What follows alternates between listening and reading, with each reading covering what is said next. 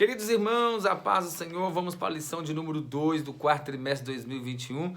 Vamos falar aqui sobre Saulo de Tarso, o perseguidor. Meus irmãos, vocês acham que a igreja atualmente, hoje em dia, é perseguida, sofre perseguição? É claro que no Brasil nós vivemos num país laico, onde livre direito de crença, de religião. Só que você sabia que existem dezenas de países nos dias atuais que ainda sofre perseguição o cristianismo? Temos até a chamada, eu anotei aqui, missocristia, acho que é isso mesmo. Ódio, quem tem ódio, horror a Cristo. E daqui a pouco eu vou falar aqui o nome de alguns países onde sofre perseguições ainda. Mas vamos lá. A igreja é perseguida ainda hoje? Sim, claro. No Brasil não. Diretamente, no Brasil diretamente não. Mas eu, 33 anos de idade, cresci na igreja e o que poderia hoje chamar na época, na década de 90, seria a provável chamada, o bullying contra quem era crente nas escolas. E isso eu vivi no contexto da década de 90, sofrendo bullying por ser crente, por denominar que ser crente. As mulheres mais ainda, né, devido inclusive até aos costumes da época da igreja. Daniel Beck e Gunnar Wingre sofreram perseguição quando vieram aqui. Os nossos pais da igreja Assembleia de Deus, pentecostalismo. Eu que sou natural de Pará de Minas, e o pastor Anselmo Silvestre, um do principal aí líder, faleceu em 2012, claro, e com quase 100 anos de idade, mas ele iniciou na década de 40, de 50, melhor dizendo, a igreja em Pará de Minas, Minas Gerais, e lá o padre na época não permitiu que dono de pensão de hotel nenhum deixasse ele dormir. Ele teve que dormir no meio do mato, isso na década de 50. E por que então a igreja? Porque Deus permite a perseguição da igreja. Presta atenção nisso. Deus permite a perseguição. É uma das fórmulas que Deus permite, que Deus age para o crescimento do evangelho. Olha só, perseguição não para a igreja, não detém a igreja. E a lição está falando sobre isso. Atos capítulo 8, a partir do versículo 1, que diz que quanto mais eles assolavam, perseguiam a igreja, mais a igreja crescia. Mais ela então prosperava. E é um projeto de Deus, melhor dizendo, propósito. Deus usa todos os meios como propósito para o crescimento do seu reino.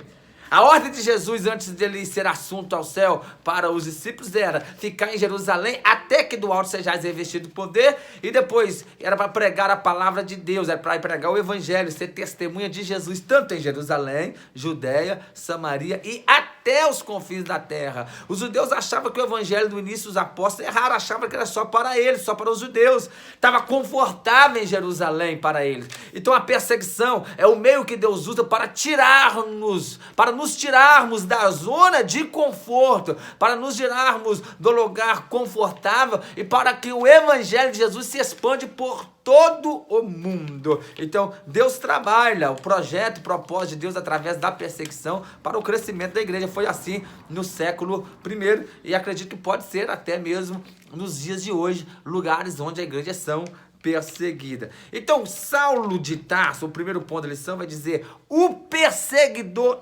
implacável.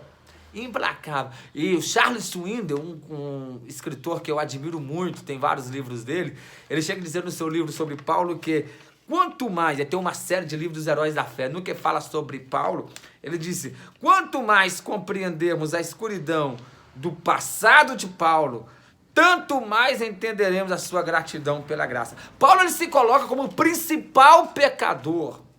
Ele se coloca como um apóstolo abortivo.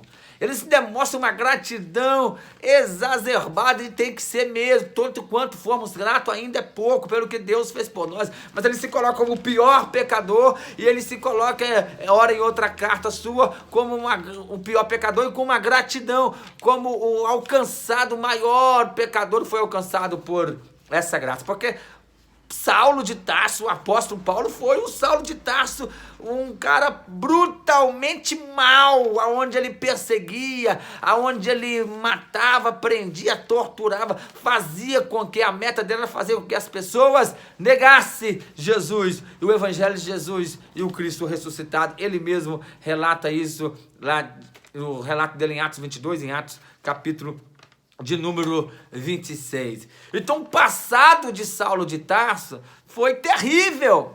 Isso nos ensina um pouco da graça de Jesus. É claro que não tem que ficar aqui falando mais sobre a perseguição, que a conversão dele é na próxima lição. Mas escuta, isso me ensina algo tremendo sobre a graça, que quanto maior for o pecado, quanto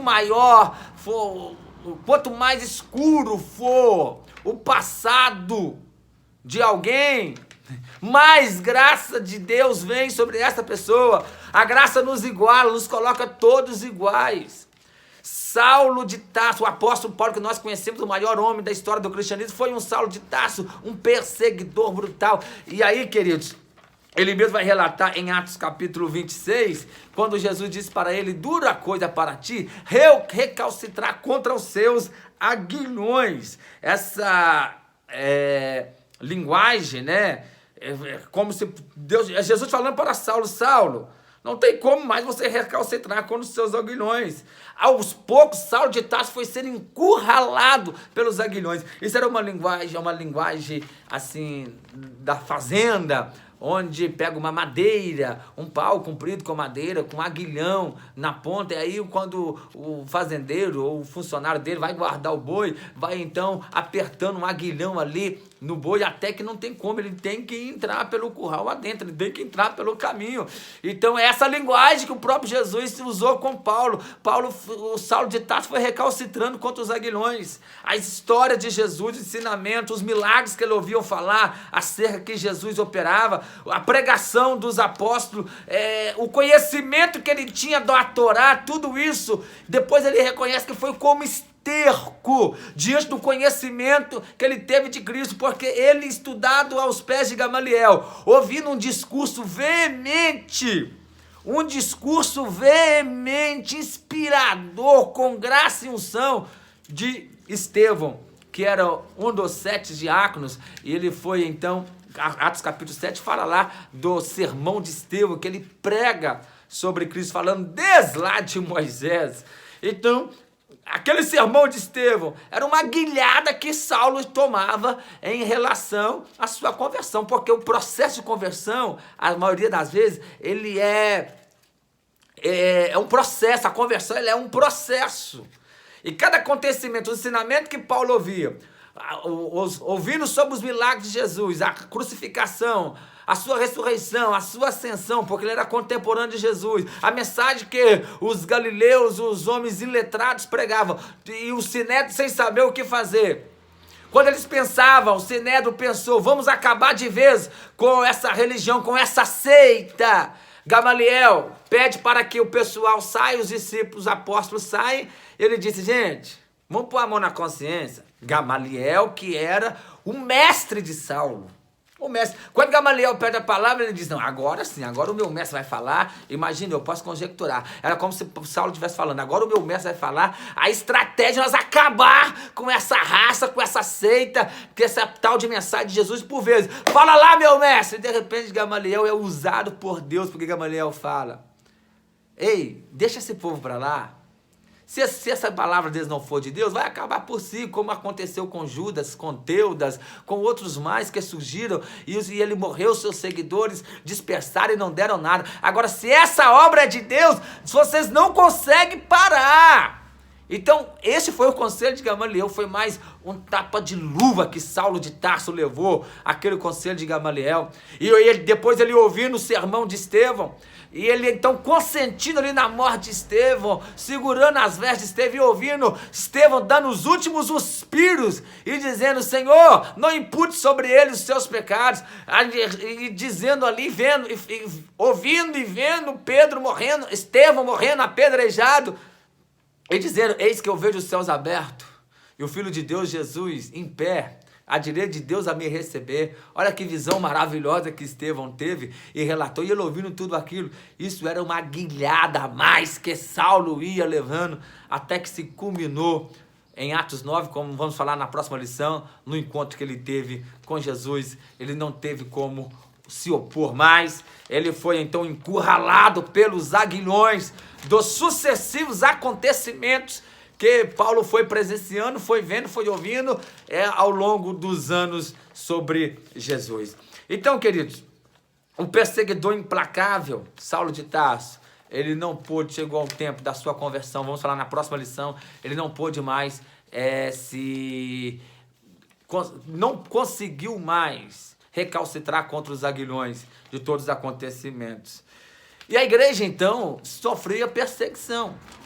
Atos capítulo 4, nós vemos uma perseguição externa, de fora para dentro, quando eles ameaçam os discípulos, os apóstolos, a que não fale mais o nome de Jesus. Atos 4, e parte do capítulo 5 também no final, mas estou falando do Atos 4 aqui, versículo 20, quando eles falam, não podemos deixar de falar daquilo que temos visto e ouvido. Em Atos 5, os mesmos apóstolos falam, mais vale obedecer a Deus do que obedecer aos homens. Então, o primeiro nível de perseguição que vemos em Atos dos Apóstolos são as perseguições externas, levantes externos, de fora para dentro.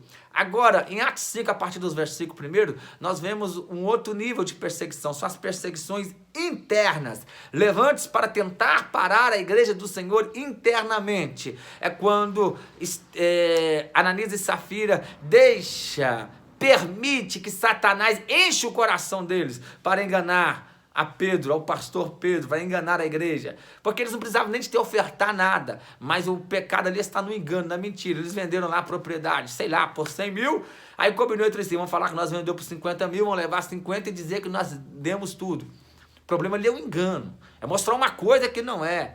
E Satanás que encheu o coração de Estevão. E Pedro chega a falar para Ananias. E Pedro chega a falar para Ananias, né? Ananias, por que tu permitiu que Satanás enchesse seu coração? Porque Satanás só enche o coração do crente se o crente permitir. E ali foi drástico o fim, tanto de Ananias quanto de Safira. Isso são os levantes internos. É quando algum crente dentro da igreja permite que Satanás enche o seu coração para tentar enganar, mentir, trapaçar dentro da igreja. Mas a Bíblia diz que o que usa de engano, Salmo de número 101, né? Não ficará na casa do Senhor. Então, primeiro nível de levantes externos, ameaças externas de dentro para fora. Segundo nível de levantes são os internos, quando Satanás enche o coração de algum crente dentro da igreja para levantar, para tentar parar a igreja do Senhor com o engano e com a mentira, pois o engano é a mentira e a prática do pecado para a igreja do Senhor. Atos 6, quando há uma murmuração entre os judeus da fala grega, da fala hebraica, sobre a distribuição de alimentos, e então eles têm um discernimento do Espírito Santo, os apóstolos em dizer, em levantar ali, separar homens cheios do Espírito Santo de sabedoria para o serviço do diaconato, porque eles precisavam de permanecer no ministério da oração e da palavra. Terceiro, levantes contra a igreja, é quando quer nos tirar do propósito. Nada é mais importante na igreja do que a palavra e oração, oração e palavra, palavra e oração. Podemos fazer de tudo, mas se não orarmos e não estudarmos a palavra de Deus ou pregarmos a palavra de Deus, nós teremos fracassado. Era o terceiro levante que eu vejo logo no início de Atos dos Apóstolos, quando o inimigo tenta tirar a igreja do propósito principal que a igreja que é orar e pregar e orar. Então a igreja sempre foi perseguida desde os primeiros anos e sempre sofreu perseguição. Essa perseguição aí durou até no século IV, aproximadamente, até quando o imperador lá se converteu ao cristianismo. Aí depois a igreja se une ao Estado, né? Tem um livro do reverendo Hernando Dias Lopes, Panorama da História Cristã, fantástico esse livro, um livro fininho, com 100 e poucas páginas, recomendo que você lê, que fala aí sobre todo o resumo de toda a história da igreja. Ele dá um resumo de Gênesis, Apocalipse e bem resumidamente, e depois de Apocalipse para cá, da igreja do século I até o século XX, início do século XX. Fantástico esse livro. Você vai ver aí as perseguições que a igreja de Cristo sofreu ao longo desses quase 2.000 anos, desses 2.000 anos de história. Então, atualmente, a igreja também sofre, o que eu disse aí, ódio, quem tem ódio, horror a Cristo, ou ao cristianismo, aos seguidores de Cristo.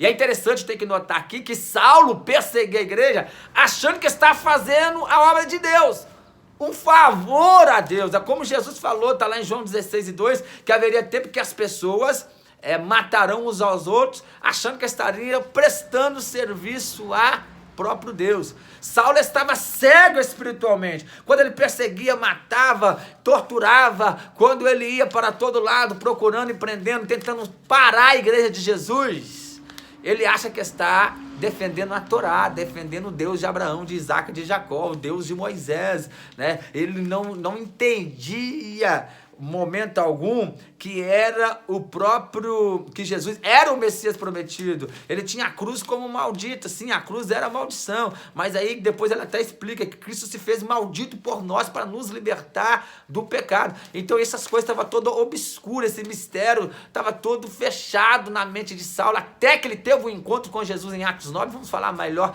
desse encontro na próxima aula, na próxima semana, na próxima lição. Então atualmente, olha só, acontece isso também, tem muitos que são cegos espiritualmente. Igreja, irmão, ore para que a luz do evangelho venha brilhar, venha raiar na mente das mentes entenebrecidas do engano do pecado, da falsa religião, porque muitos perseguem os crentes, o cristianismo, os seguidores de Cristo, achando que estão prestando um serviço a Deus, como os muçulmanos, como os hindus, e assim sucessivamente. Perseguições de outras religiões são essas duas que eu mencionei, que perseguem o cristianismo. Aí tem os estados ateus antirreligiosos comunistas, como a União Soviética, né, que é a antiga Rússia, que atualmente Rússia, né, podemos dizer. Na China, República Popular da China, há também a perseguição contra os cristãos. Atualmente, em 2021, agora a perseguição mais velada, mais acirrada está sendo no Afeganistão. Mas há perseguição também na Arábia Saudita, no Uzbequistão, nas Maldivas, Sudão, Nigéria, Líbia, na Índia. O hindu é muito forte na Índia, se persegue os cristãos na Índia, Paquistão, no Somália, Irão, os estados fundamentalistas islâmicos também, como a Coreia do Norte, como em Cuba, e assim sucessivamente, são dezenas de países. Então, meu irmão, a igreja é perseguida ainda hoje em vários países. Oremos para os irmãos que estão sendo perseguidos, para que a fé deles seja fortalecida, e verdade é, o sangue que caiu na cabeça, nos olhos, no corpo de Estevão, em cada pedra que era batida nele, a pouco eles foram morrendo, aquele sangue germinou a semente do evangelho. Foi mais uma semente que foi germinando na salvação de Saulo de Tarso, o perseguidor. Porque cada cristão morto pelo amor do evangelho, por perseguição, é uma semente a mais plantada para o crescimento da igreja. Deus permite a perseguição, vou repetir, é um propósito de Deus para o crescimento da igreja. A perseguição não para a igreja. E a nossa visão é muito imediatista, é muito natural, muito resumida aqui nesse mundo, nesse planeta Terra. Vamos tentar pensar um pouquinho com a mente de Deus, né? Ninguém conheceu a mente de Deus, é claro, mas vamos tentar pensar um pouquinho com a mente de Deus. Vamos olhar as coisas na perspectiva de eternidade. Numa perspectiva de eternidade, cada cristão perseguido e morto é uma vitória. Porque é um entrando no céu e dezenas, centenas, milhares pelo aquele que foi morto, que estão sendo evangelizados. Então olhamos com a perspectiva de eternidade. O nosso Deus nunca perde, a igreja só avança, só vence o povo de Deus. Aleluia! Glória a Deus. Mas oremos para que a fé dos irmãos seja fortalecida, para que nenhum crente, que quando chegar a perseguição, eles abandonem a fé, mas que eles permanecem fiel ao Senhor Jesus. Amém? Se você gostou desse vídeo, deixa seu comentário, curte, comenta, compartilhe e até o nosso próximo vídeo, se assim Deus nos permitir. Forte abraço, Deus abençoe, fique na paz do Senhor Jesus.